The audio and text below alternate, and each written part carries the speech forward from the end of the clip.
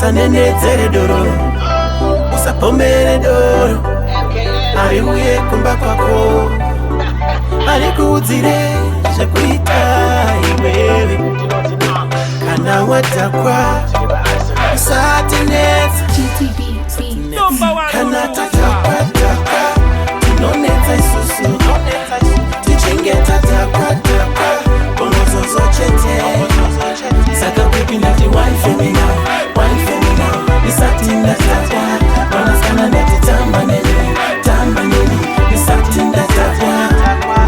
Chinge natakwa andirizene, chinge natakwa kuti ndinonyepa, chinge natakwa sandichairi, chinge natakwa especially wine chikwereti changu. Ndakatakwa ndokurova stereki wangu, ndakatotadzwa nevabereki vangu. Actually chingondipa mari yangu, ndatakwa inini.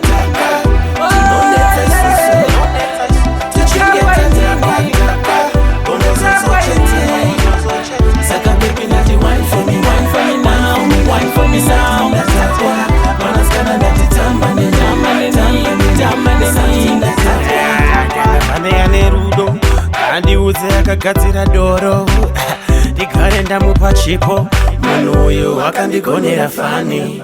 Ini doro ndoritanga ari makuseni, masikati maneri ndokunasatsoka kuteni. Tibvire iwe tibvire, kuzvitutumadza nekunwa doro, haukuri wakaita sei.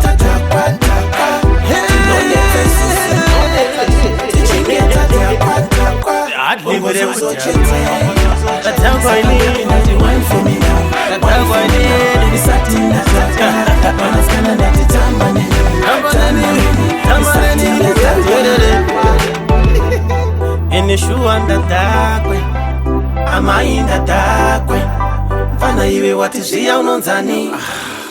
Donzi MKA inga mutara tauya tese, Tatakwa tese, wanikuimba tikuimba tese. Isadara wenigore tatakwa tinonedza isusu, tichinge tatakwa bonozozo chete. Saka baby ndati wine for me now, wine for me now. Wanaskana ndati tamba neni, kana tatakwa tinonedza isusu, tichinge tatakwa bonozozo chete. Saka baby ndati wine for me now, wine for me now.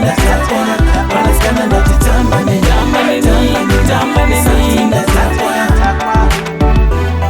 usanenedzere doro, usapomere doro, ariuye kumba kwako, arikuudzire zvekuita iwewe.